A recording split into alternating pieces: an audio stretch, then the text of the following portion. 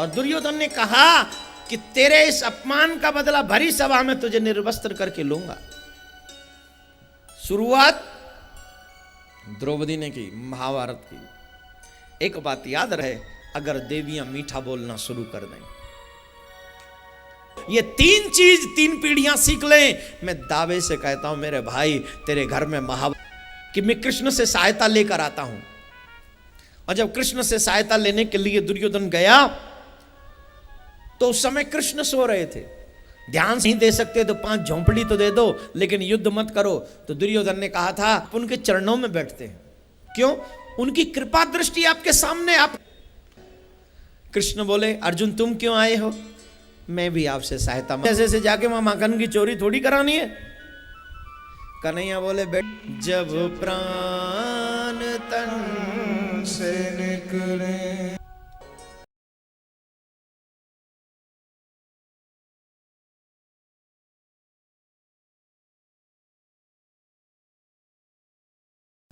लेकिन द्रौपदी ने कहा तेरा बाप भी अंधा है और तू भी अंधा है।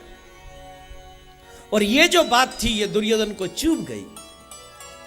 और दुर्योधन ने कहा कि तेरे इस अपमान का बदला भरी सभा में तुझे निर्वस्त्र करके लूंगा।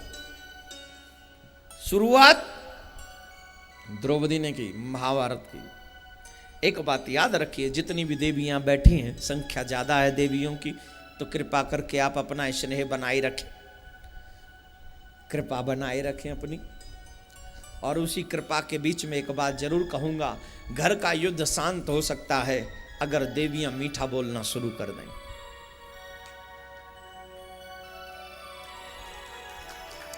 और आपसे मैं बिल्कुल भी नहीं कह रहा हूं, जो यहां बैठी हैं वो तो सब मीठा बोलती हैं।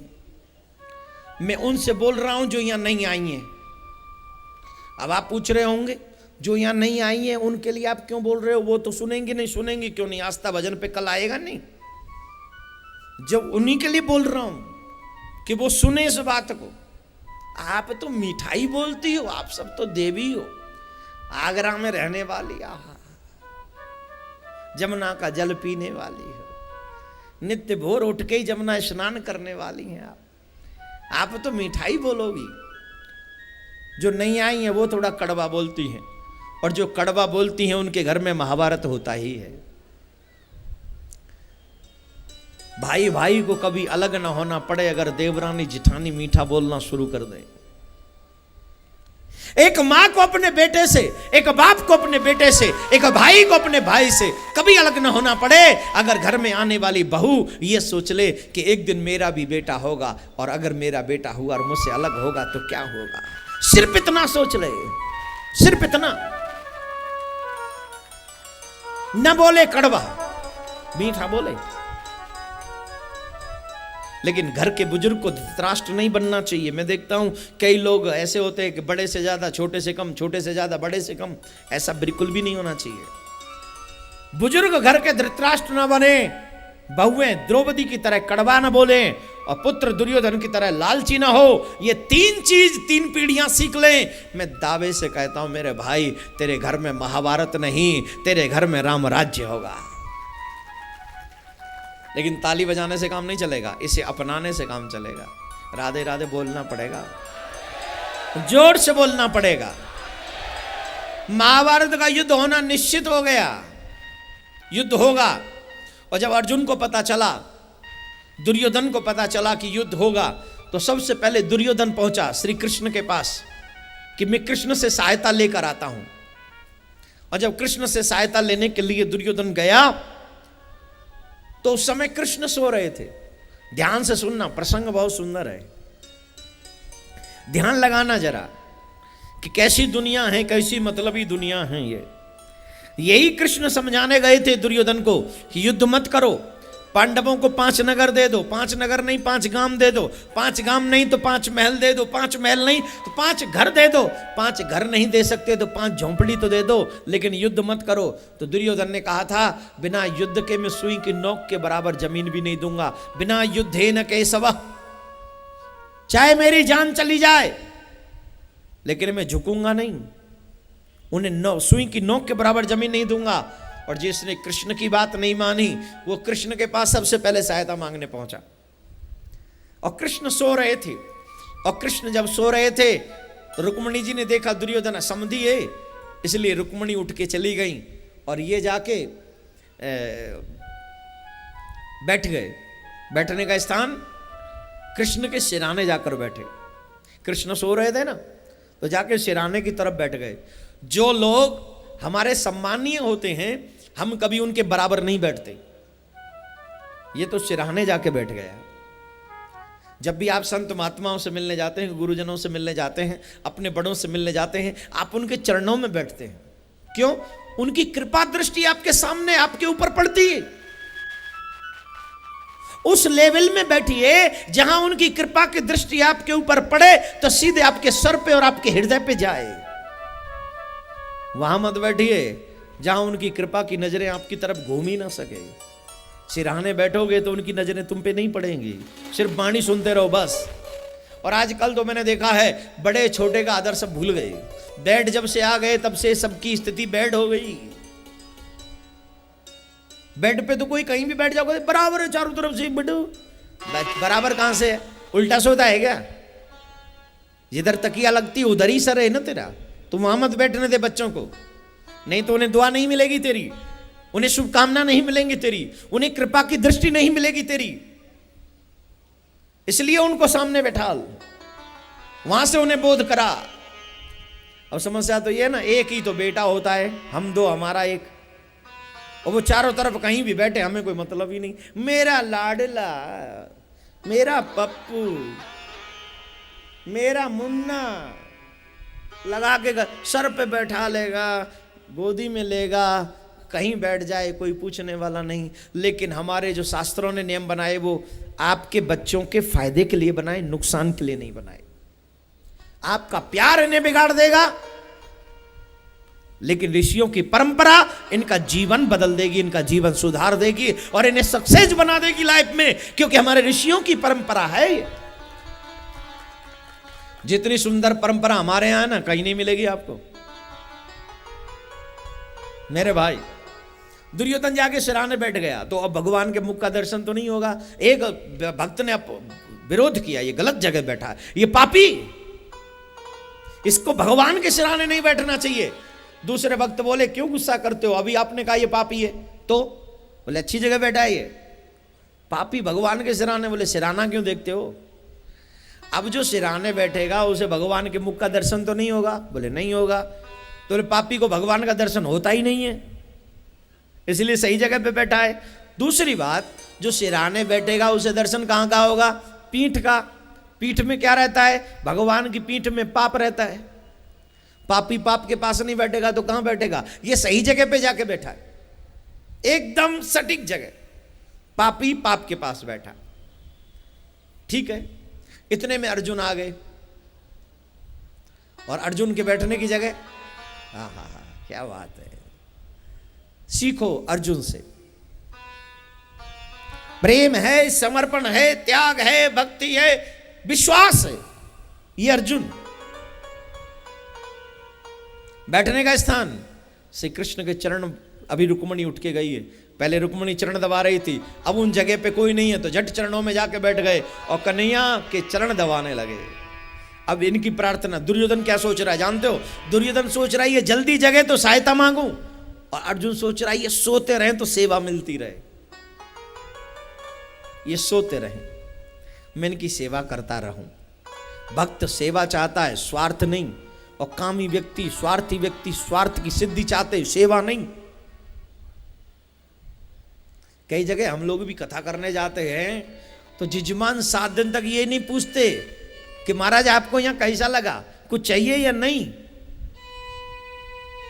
7वें दिन पूछते हैं कोई कमी तो नहीं रह गई। मैंने कहा जो कमी रह गई होगी वो मथुरा में पूरी कर लेंगे, चिंता मत कर। प्रभु की कथा गावे को मिल जाए और का कमी, क्योंकि सेवा भाव नहीं है ना। इसका मतलब ये नहीं कि हमें आवश्यकता, बिल्कुल भी नहीं है। अगर हमें 3-4 घंटे भगवान की कथा गाने को मिल जाए, हमारी सारी इच्छाएं पूरी हो जाती हैं।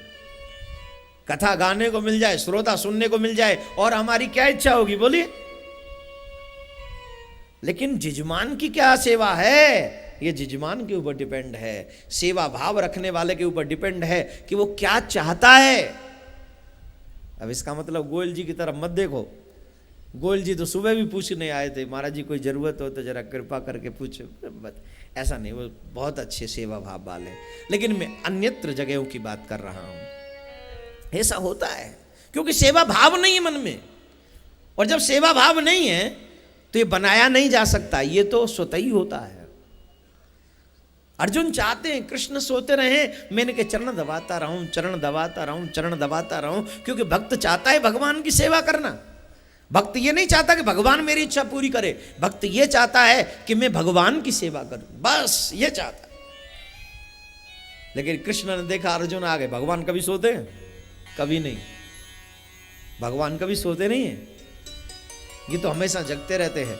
जिस दिन भगवान सो जाएगा उस दिन प्रलय आ जाएगी, वो तो जगते ही रहते हैं। लेकिन ये सोने का बहाना कर रहे थे, किस लिए? ये अर्जुन के आने का इंतजार कर रहे थे। इन्हें पता था अर्जुन निकल गया है। अकेले दुर्योधन को कहते थे सहायता मांगो, तो दुर्योधन सब कुछ मांग के ले जाता, इवन वो कृष्ण को भी ले जाता। इसलिए वो सोने का बहाना करते रहे, लीला करते रहे कि अर्जुन तो आए कम से कम, तब पता चलेगा। अर्जुन पहुंचे, अर्जुन पहुंचे, अर्जुन जब पहुंचे, अरे अर्जुन कब आए? अरे भगवान आप बड़ी जल्दी जग गए, सोते रहते तो मैं सेवा कर रहा था।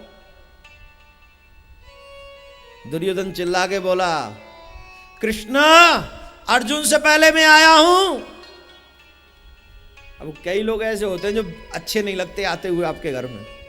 दो तरीके के लोग होते हैं, एक जब आते हैं तो आपका चेहरा खिल जाता है, प्रसन्नता से आप झूम उठते हो, आप ये नहीं चाहते कि वो आपके घर से जल्दी जाएं। और एक वो, ओ माय गॉड, जिन्हें देखते ही आपका मन करता है ये क्यों आए?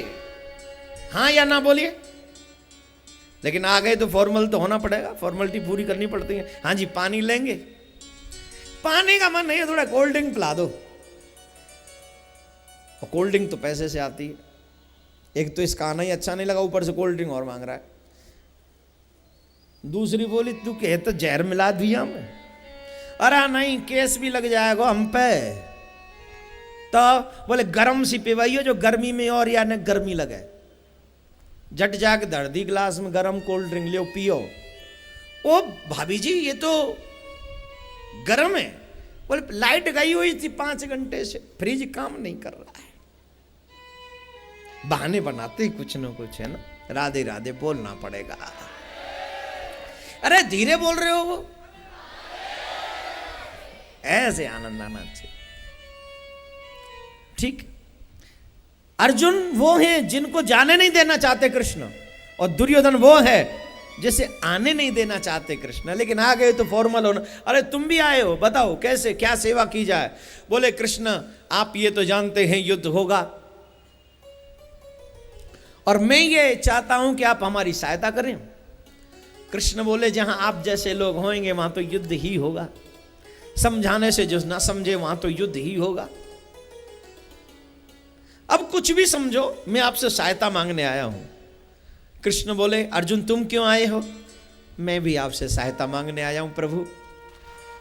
कृष्ण बोले मैं दोनों को सहायता दूंगा, अर्जुन तुम्हें भी और दुर्योधन तुम्हें भी। लेकिन मेरा एक प्रतिज्ञा सुन लो। मेरी प्रतिज्ञा है मैं युद्ध में शस्त्र नहीं उठाऊंगा, युद्ध नहीं करूंगा। दूसरी बात, मेरा कोई भी वंशज युद्ध में भाग नहीं लेगा, कोई नहीं लेगा। हां, मैं एक तरफ मैं अकेला रहूंगा निहत्ता, और दूसरी तरफ रहेगी मेरी एक अक्षौणी सेना जो युद्ध करेगी। दुर्योधन बोला पहले मैं मांग लूं। बोले ना तुम मत मांगो। कृष्ण बोले क्यों? क्योंकि तुम बड़े हो, अर्जुन छोटा है, और जब भी मांगने की बात आती है तो पहले किसको कहते हैं? छोटे को। छोटे से कहते तुम मांगो, तुम्हें जो अच्छा लगे तुम रखो, बाद में हम देखेंगे।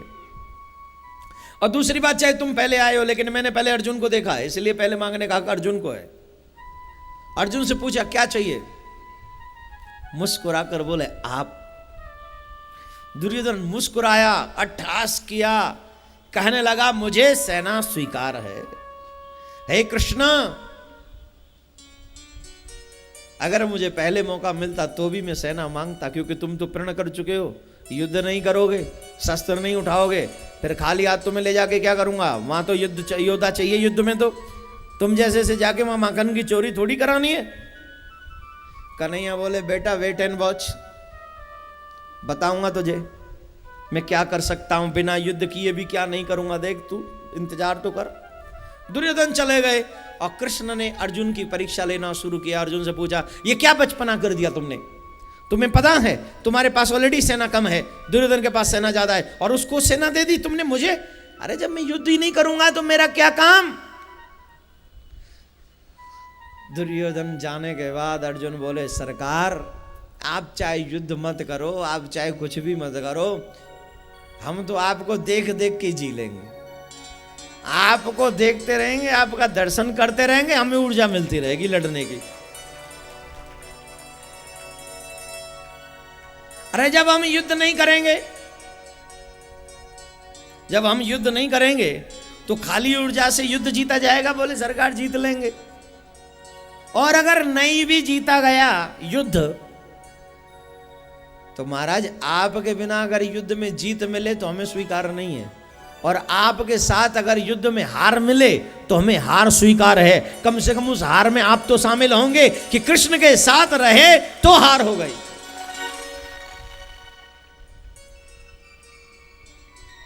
कृष्ण बोले बड़ा चालाक है रे, अपनी हार में हमें भी फंसाएगा। अच्छा ठीक है हम युद्ध नहीं करेंगे तो हमसे क्या करवाना चाहोगे? बोले एक बहुत बड़ा काम। क्या?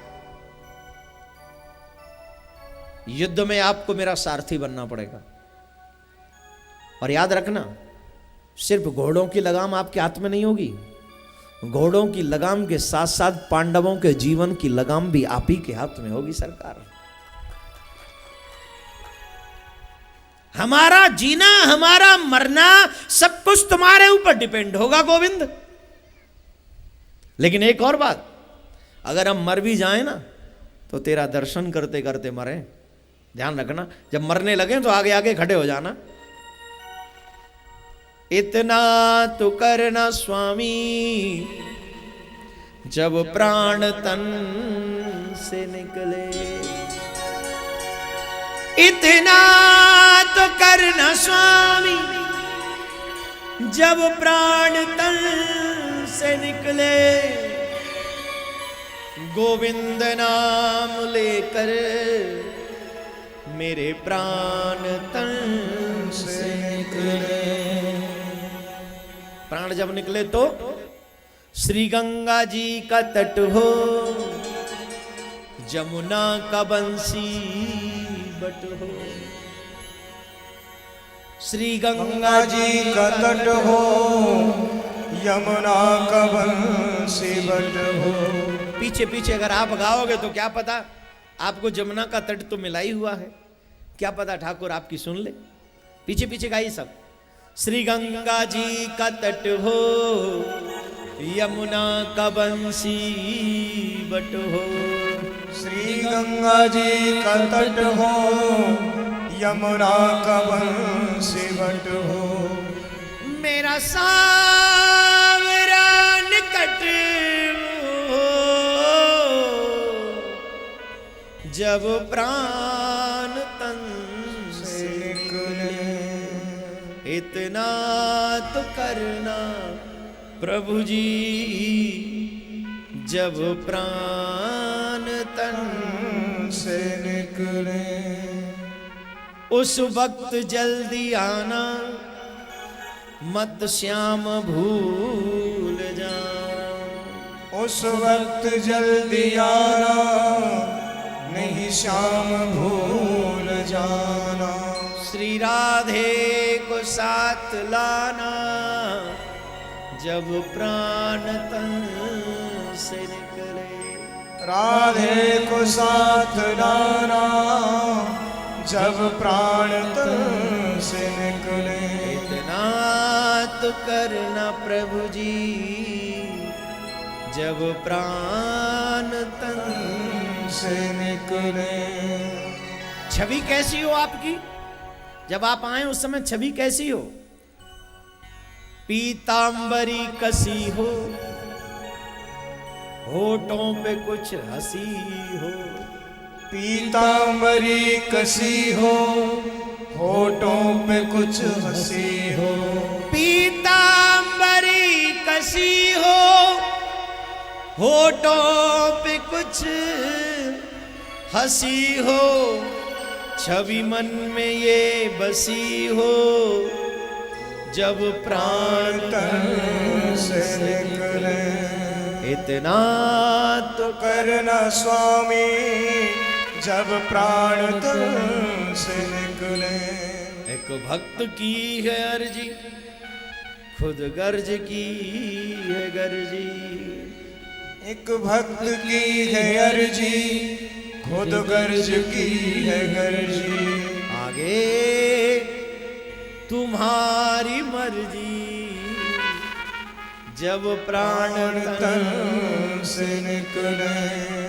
इतना तो करना स्वामी, जब प्राण तन से निकले। जब महाराज प्राण निकले ना, तो ये सोच के मत उदास होना कि मेरा अर्जुन, मेरा धर्मराज जा रहा है। उस समय आप मुस्कुरा के हमें दर्शन देना। कृष्ण बोले मरने की बात अभी मत कर, देख मैं प्रण करता हूं, जिस रथ में बैठाल कर तुझे मैं युद्ध भूमि में लाऊंगा। अगर उस रथ को मैं वापस लाऊंगा, तो उस रथ में तुझे विजयश्री दिला के वापस लाऊंगा। ये कृष्ण की प्रतिज्ञा, ये कृष्ण की प्रतिज्ञा, ध्यान रखना। और हुआ भी यही।